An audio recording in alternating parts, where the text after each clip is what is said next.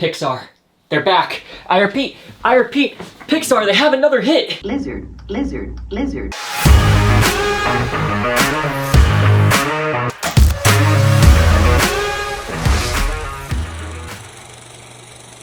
What's up everybody, welcome to the channel. I am Nick, and today we will be reviewing the latest Pixar film, Hoppers. Now, I'm a massive Pixar fan, always have been, and I'll be honest, I have been a defender of their recent works like Luca and Turning Red. I've defended those, and I did enjoy them, but I've been waiting for the next Pixar film to not make me have to defend it. Like something that I can go into, watch it, and think, this is a certified classic from Pixar. Is Hoppers that movie? Well, let's find out. But first, what is this movie about? Scientists have discovered how to hop human consciousness into lifelike robotic animals, allowing people to communicate with animals as animals. Animal lover Mabel seizes an opportunity to use the technology, uncovering mysteries within the animal world beyond anything that she could have imagined. Now, they joke in the movie that in like the first 15 minutes they do it, that it's similar to Avatar concept-wise, where they have the human mind being transferred into the beaver body, and they will be interacting with the beavers that way. They make the joke that it's like Avatar, but trust me, that is the end of the Avatar comparisons. This story is wholly unique, and it does take a lot of nice turns with this whole concept. I think they really nail the idea of transferring them into the beavers very well. It sounds goofy, but it definitely works. I really like how they create the lore behind like the secret project of it at the university, and then also the little rule set they have. They establish the boundaries of, they like doing this idea of transferring them into the robotic animals, but they can't interfere with nature that much because they don't want to disturb like the ecosystem. They don't want to disturb like how everything operates there. And I think that's a nice, interesting thing to establish before we really dive into the journey. And the way that Mabel's interacting with the animals in this little beaver body, it is hilarious and just leads to a bunch of heartwarming moments too. Because this supporting cast of animals, from George the Beaver King, the viral internet sensation of the lizard, Lizard, lizard, lizard. they're all like, extremely charming, and man, those animals, I want them all. I want all of them. I want to adopt a beaver now because of this movie, but I don't want to do that. Have you seen beaver paws in real life? Those things do not look like how they do in Hoppers. Now, Mabel is an extremely fun character to watch leading this movie. Just the passion that she has trying to save the Glade and just the whole mission around that.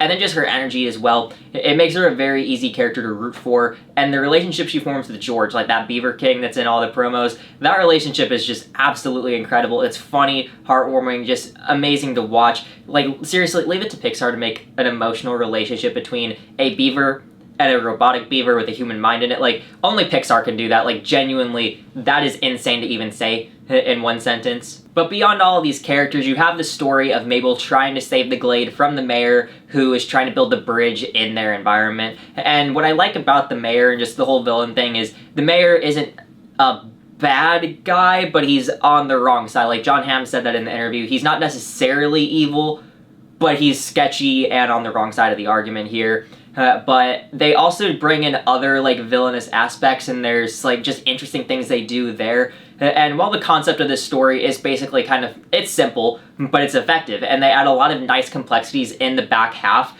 that just go absolutely off the rails, and I love it. Where at one point in the beginning I was thinking, oh no, I can tell exactly where this movie is going. I don't want this to be predictable, but they went completely against, they diverted completely away from what you're gonna think is gonna happen like with this movie, and they go against the formula that you're expecting, and they just do these crazy reveals and just out-of-the-box ideas in the back half, and it just really elevates the movie a lot. Now, the back half of this movie also offers two insane set pieces that are super fun. You have one of them where like they have this amazing chase sequence going on with the animals and like the cars. Like, it is genuinely that well executed. Then there's another one where it's a huge spoiler, so I'm not going to say what happens there, but it is the big finale of the movie, and holy crap, they went all in on that. And surprisingly, it gets a little dark for a little bit, where I'm thinking, whoa, they are not holding back. This is going everywhere I would not have expected, and it is just so much fun to see them like go from that, where they keep the goofy energy of it, because again, the concept is goofy, the characters are goofy,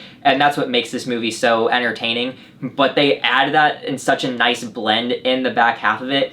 And there's a little bit where in the first half they have those moments, but then they kind of undermine it with, guys, you need to look at this moments, and like stuff like that, or just a lame joke, and then don't do that for the rest of the movie. But the back half, they abandon that whole thing and they just let it ride, and it does get a little dark at times, and I was all in for it. Now, some people watching this back half might think it gets a little far-fetched from where the movie started, but I was all in with it. And also, like, it's a Pixar movie about human minds getting transferred into robotic animals. If the movie gets even crazier than that, I want to see it. I don't want them to hold back. Like, this movie just does not want to take the safe route at any given moment, and I really appreciate that. Where out of Pixar, we've seen cool concepts but kind of safe formulas lately. Like, Lightyear had a cool idea, but it was kind of a formula movie, and what we've seen lately, Elemental and all that. And I like those movies, sort of, but I want more out of them.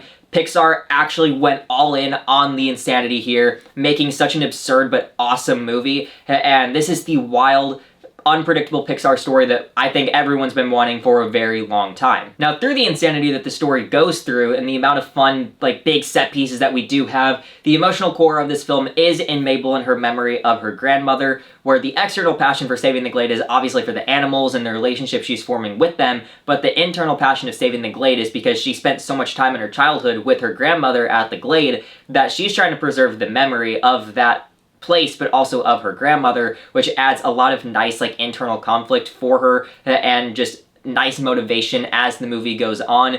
For a little bit, we weren't really touching on that stuff, and I was thinking, I don't want them to abandon this, and they have something really good and they're not doing it, but once you hit that third act, they really hit hard with it, and they are using it in so many areas, and just that relationship, those memories, they really drive the emotional core of that back half among the absurdity that happens, which I won't say, I don't want to spoil anything, but you'll know what I mean when you see what actually does happen in the back half. But the way they tie it all together at the end, the way they tie that, their relationship with the animals, how the story actually resolves, the messaging they were adding beyond just the memory preservation part of it, like, seriously, the way they tie this in emotionally is so well done, and especially with the stuff with her grandmother, like, you may leave this movie shedding a few tears at multiple parts of the movie for multiple different reasons. They do so much with the story and the messaging that it is just what made Pixar so good like, in the past, and recently they've been doing it, but Hoppers feels like the best they've done it since probably Soul, in my opinion, so like 6 years